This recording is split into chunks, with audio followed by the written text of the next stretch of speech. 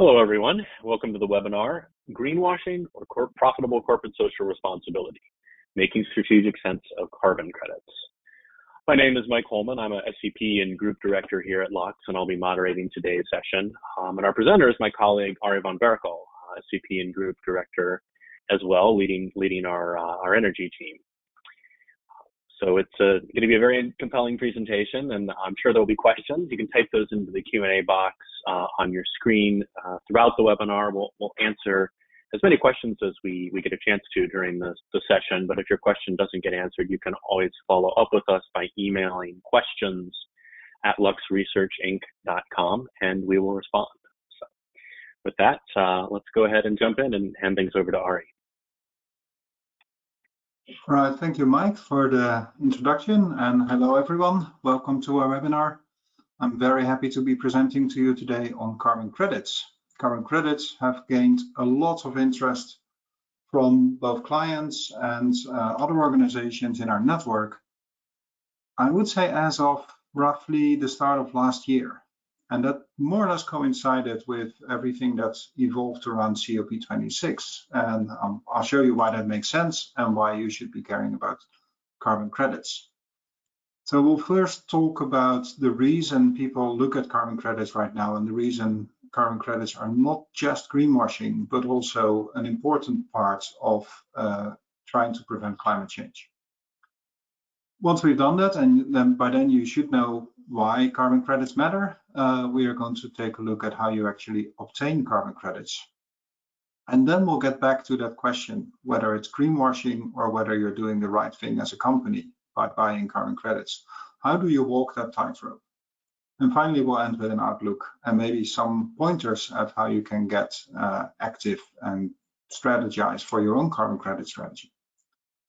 So why are carbon credits gaining so much traction? Well, in Glasgow in COP26, November last year, the world firmly committed to limiting global warming to 1.5 degrees.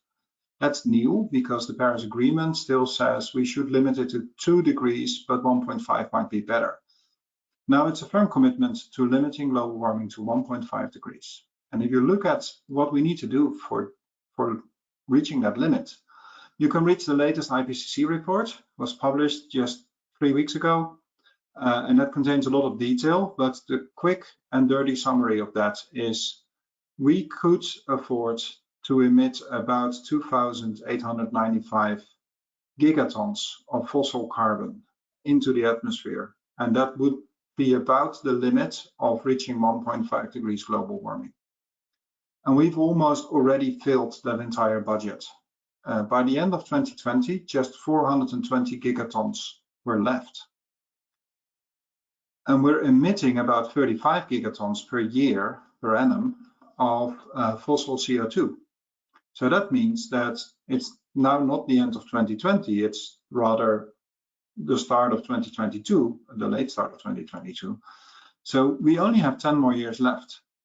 Our remaining budget, if we continue to emit at this rate, will last only until 2033. And that's not a lot of time.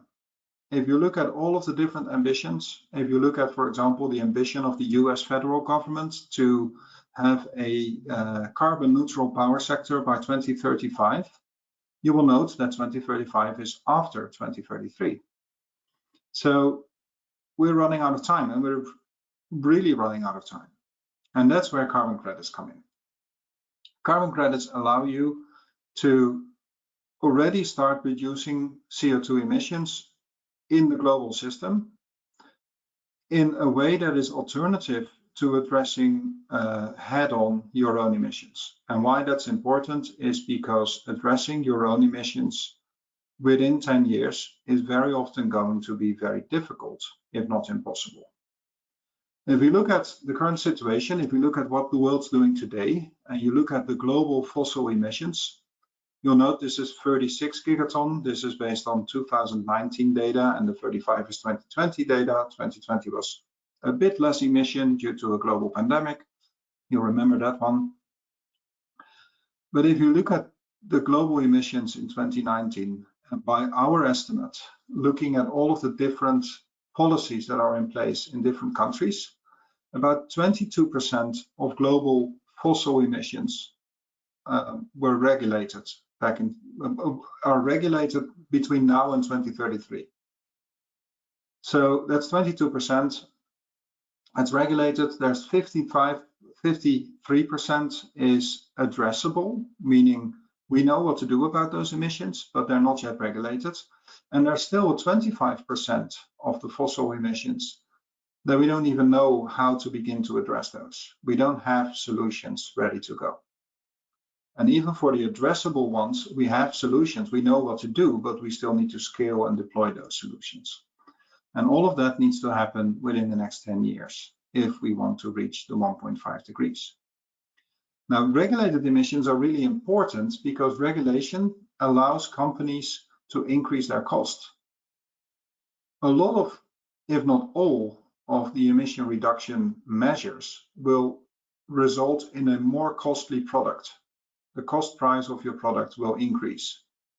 It's not hard to understand because if the cost price of your product would be decreased by those measures, you probably would already be implementing them. You would be foolish not to do it. Increasing cost of your product only works if your competitors are doing it as well. And that's why you need a regulated market. So if only 22% of the market is regulated, are you only going to address that 22% of emissions, or is there another way? And that's where carbon credits come in. So self-regulation can be a competitive advantage, and that can be a competitive advantage toward all of your stakeholders, right? If you look at customers are, I wouldn't say eager, but they're happy to pay an increased price for carbon neutrality. And the figure you can see is people opting out of carbon offsets when carbon offsets are a default part of your product. In this case, booking a ticket for a bus trip or a plane trip.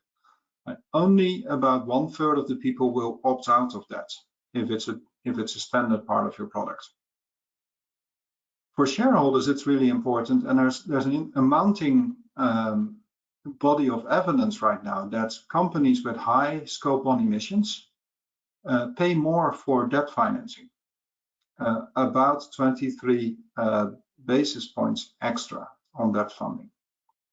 And that difference occurred since the Paris Agreement. So the Paris Agreement really told the financial sector that scope 1 emissions are a risk, and the risk has by now been factored into the cost of capital. And of course, society at large, there is an increasing number of cases of citizens who are suing companies, who are going to court to complain about the climate impact of companies. That's a 9.2% average growth rate between 2015, when the Paris Agreement was signed, and 2021. And most of those cases are actually won by those people and lost by the companies, right? 58% of the cases were ruled in favor of the claimant. 32% were neutral, and only 10% of the cases were won by companies. And you may think this is those big cases like the one that Shell lost, but in fact, most of these court cases occur in the United States and are just individual citizens complaining about climate impacts by companies. So there's a liability there.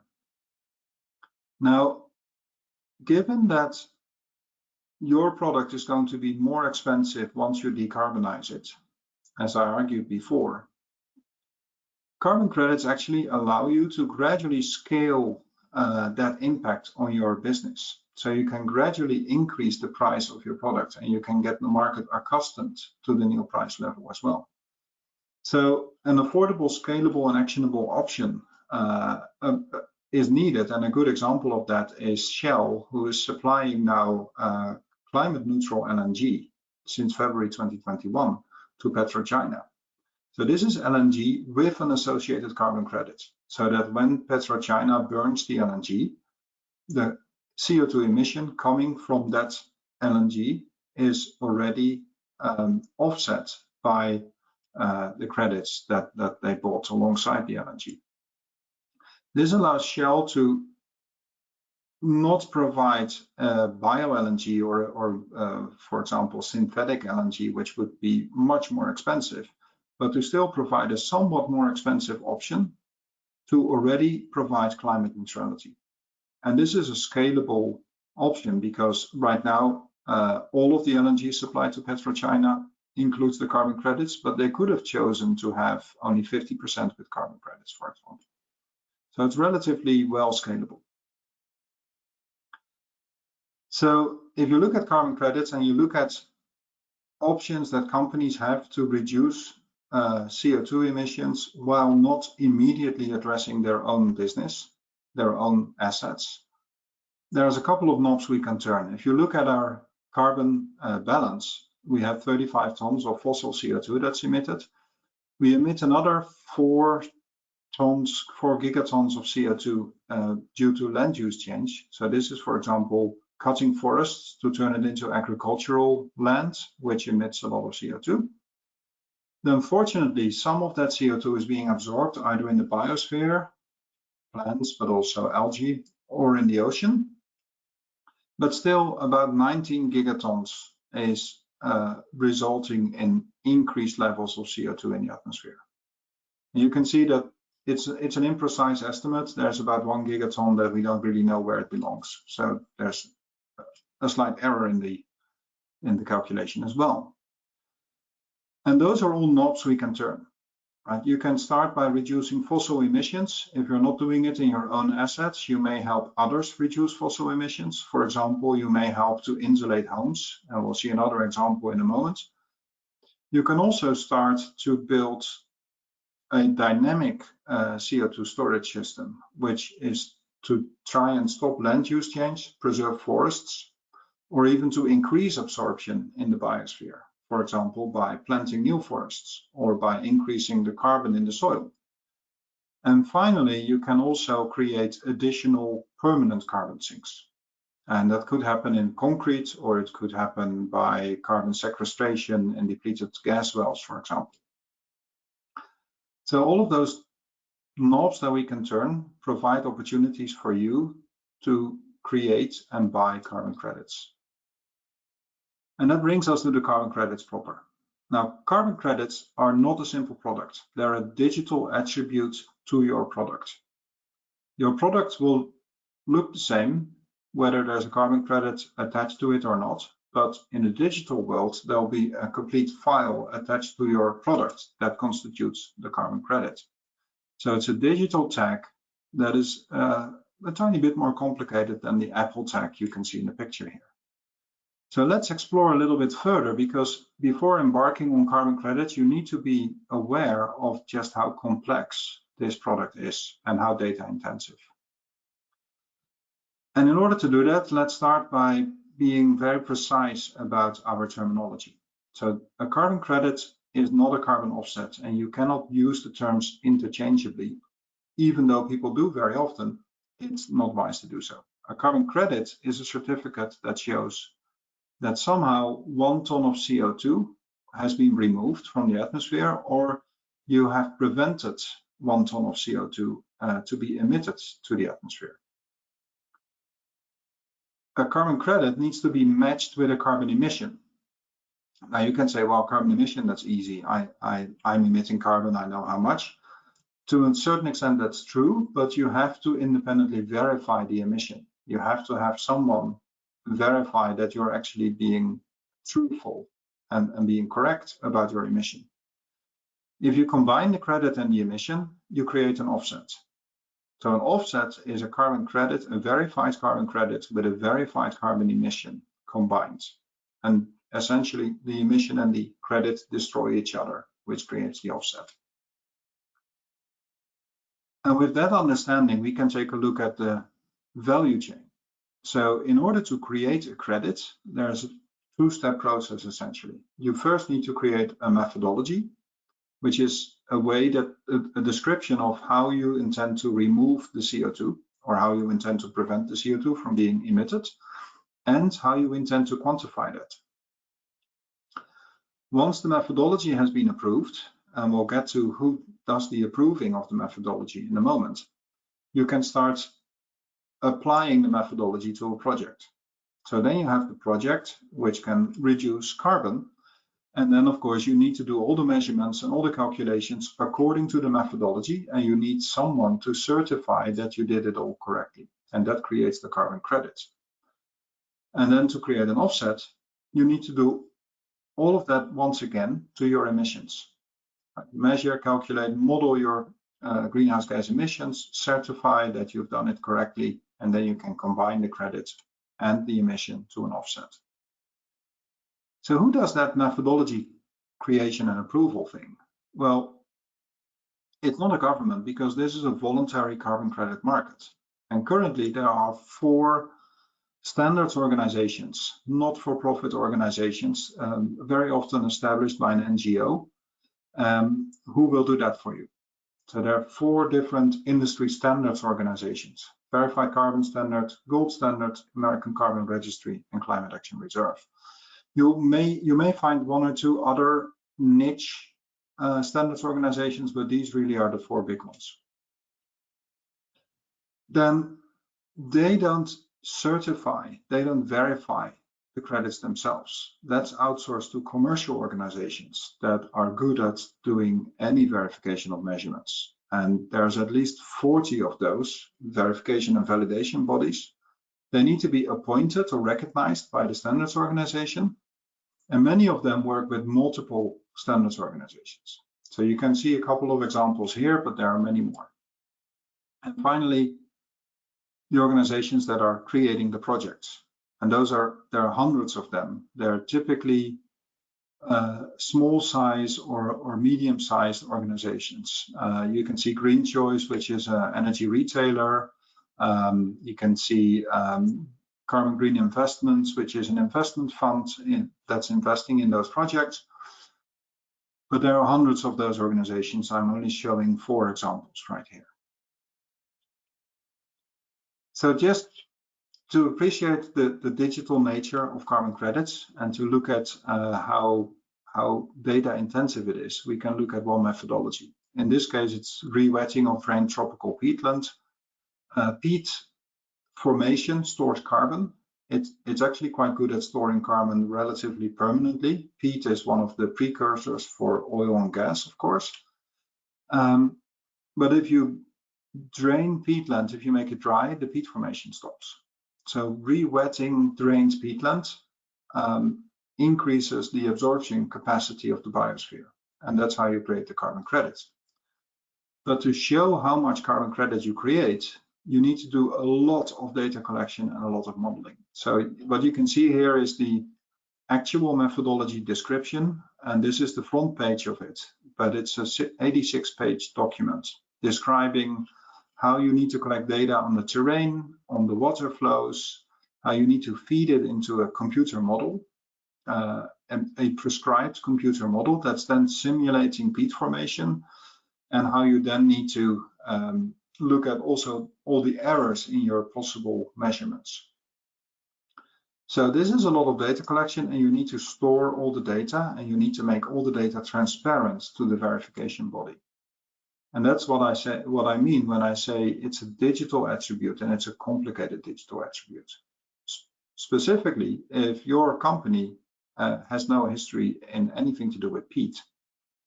So this is a very external activity to your company, but you're very much involved in it now if you're doing carbon credits. So how do you walk that tightrope? How do you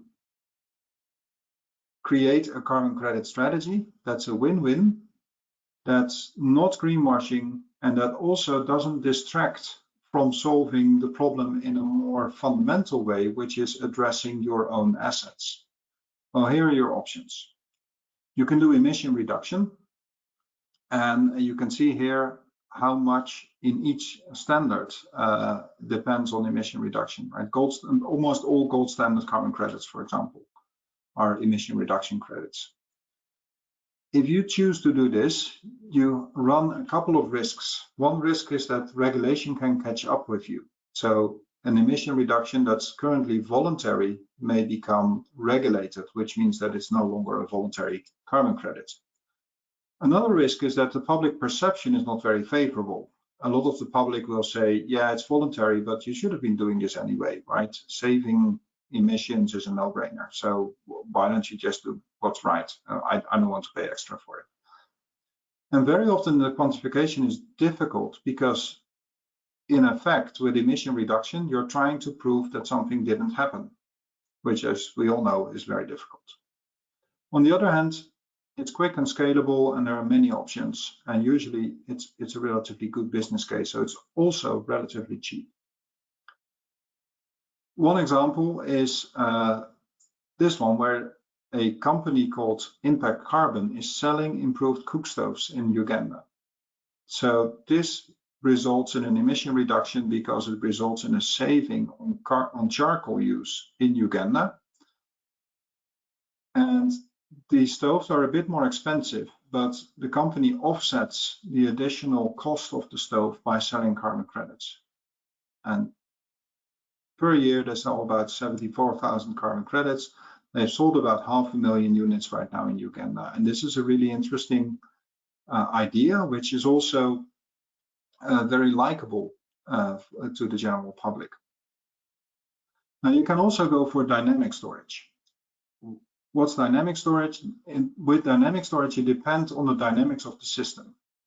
A forest absorbs CO2, but also emits CO2. And as long as you tweak the system that the absorption becomes bigger than the emission, you have a net sink of CO2. The problem there, of course, is, first of all, there's still regulation that can catch up. It's also usually difficult to quantify because you're dealing with a huge area. You're dealing with the peatland, right? Huge area. How are you going to measure it? And the dynamics can turn against you. And then it can create it can destroy your credits. It can also destroy last year's credits or the credits from 5 years ago. So you're then playing catch up. That's a big risk. But on the other hand, it combines with natural development, which is popular. It is scalable. And if you're into that kind of business, it creates a future carbon resource. It creates biomass. Example here, something which can be done really quickly is Nature Conservancy Canada that basically bought a forest and changed the way the forest was managed. So it was managed by felling trees and selling the wood, and they changed it into managing it by just letting the forest be. And the business model, of course, was changed from selling wood to selling carbon credits. So this can be really quickly. This is productive from the start. Annual credits are 125,000 roughly. But of course, you have all the risks, right? If this forest catches fire, it destroys your carbon credits, and not only this year's, but also last year's. And finally, and that's the least used right now, is to create a permanent sink, like carbon capture and storage, or like storing CO2 in concrete. In the case of sequestration, storing in depleted gas fields, you may run into a risk of public perception. The public may say, this is actually littering. You're taking waste and you're putting it under my feet, under my house. Don't do that. It can also be seen as a reason to perpetuate the fossil industry, which is an argument that's often heard. And I won't go into that today. I'd be happy to discuss with you later, but that's an argument worth playing out a little bit. The main reason it's not used very often right now is you need large investments. For example, you need capture units, or you need infrastructure for sequestration. So these projects are much more difficult to develop and require much bigger organizations than the organizations that typically now develop carbon credit projects. However, one good example here is Carbon Cure. Carbon Cure supplies equipment that can be used on the building site to accelerate curing of cement by using CO2 to accelerate the curing. It leads to faster curing and stronger cement, and it leads to about 15% of the weight of the concrete in terms of absorption of CO2. So if you have a kilogram of concrete, then 150 grams of CO2 is being absorbed in it. This is a relatively scalable one because those units are relatively small. You should expect to spend the amount of money you spend on a very luxurious car for 1 unit. The Achilles heel, however, is you also need to supply CO2 to it. So you also need CO2 capture. So CarbonCure has to date sold a lot of carbon credits. They're not yet in the registry, but we expect them to arrive very soon. So this is a very interesting thing to look at. It is affordable, it has limited risk because it's a permanent storage of CO2, and it's very scalable. So look at technologies like this and really look at the building sector for those kind of carbon credits. Now, if we're talking to clients, I would show this, and I would show this in a bit more detail. This is a methodology we developed. It's called our Lux Carbon Canvas, which helps you to strategize for decarbonization in general. And in this case, it's a Lux Carbon Canvas with a lot of lines plotted on it, as you can see, that show how different carbon credit methodologies apply to your business. So imagine your business is one of the dots, and we can put you on the canvas. The lines will tell you which carbon credits are suitable for your business and which may be too risky or maybe too expensive for you. So I won't go into detail. It would take too long to explain it all to you, but I wholeheartedly invite you to inquire about this and see if we can engage in a discussion and maybe help you a little bit more to craft your carbon strategy. Just to end this presentation and to quickly go on to the questions, I'm sure there are many already in the chat box here.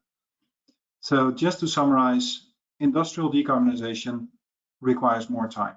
We have 10 years, we need more time. And that's where carbon credits come in.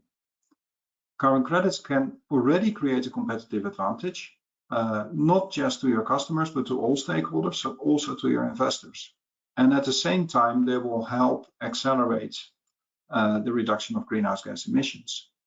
However, in order to prevent being accused of greenwashing, you can only do this if you have a full decarbonization strategy that also explains how you're addressing your primary carbon emissions, your actual assets.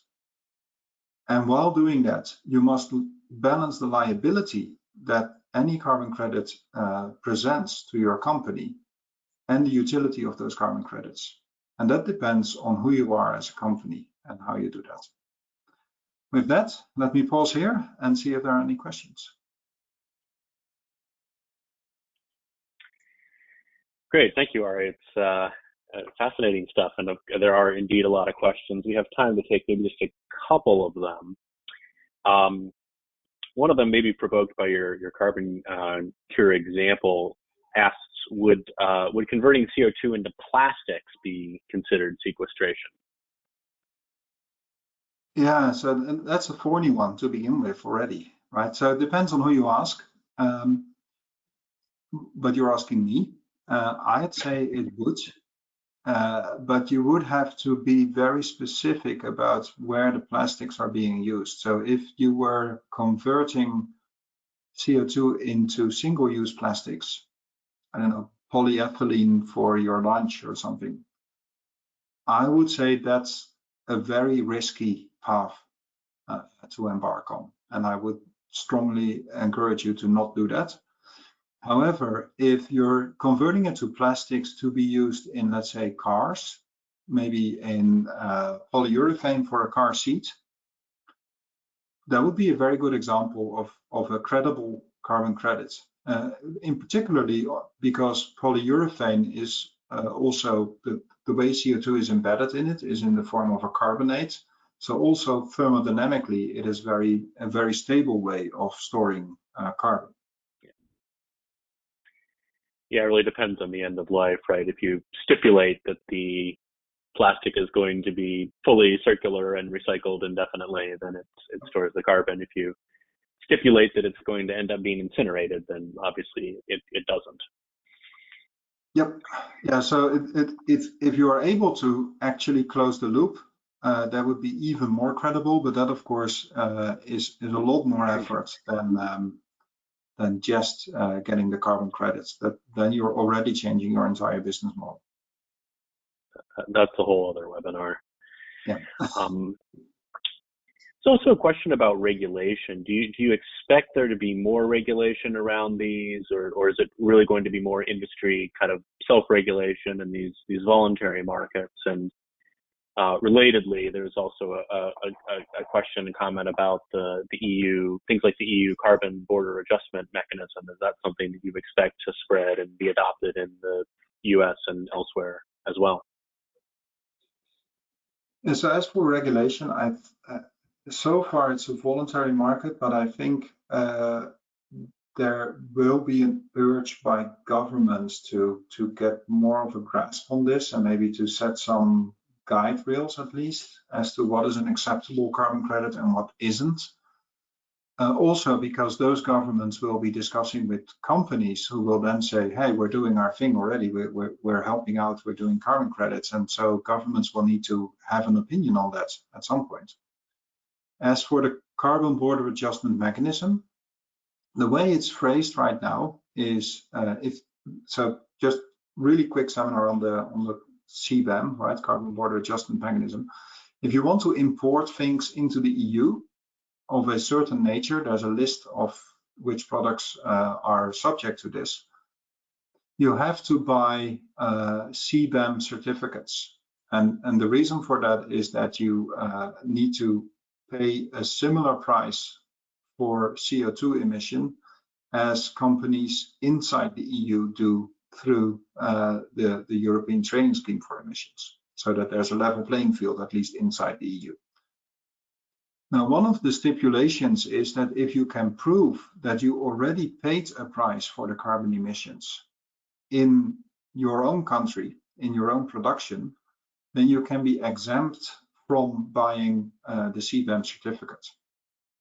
So the interesting thing to watch is what kind of prices, what kind of additional CO2 costs will become acceptable to the European Commission as a reason for an exemption on those CBAM certificates. And there's very little detail on this right now. I don't expect there to be an exemption for carbon credits in the short run, so at least not until 2027. But there may be a political movement to try and make carbon credits acceptable as a reason to be exempt of CBAM. But for now, the EU is just busy rolling out the system to begin with. They don't want any additional complications, so don't expect anything of that sort of regulation or rule, at least until 2027.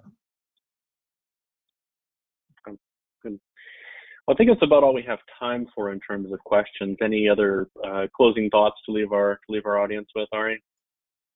So I showed a very complicated graph, and I love talking about it. I love talking about it to all of our viewers here. So make sure you get your act together, have a carbon strategy. You need a carbon strategy, and we would be more than happy to have a discussion with you and see if we can help you craft that carbon strategy and put you on our carbon canvas. Trust me, it's not painful, it's relatively easy to do, and it will really help to structure your thinking.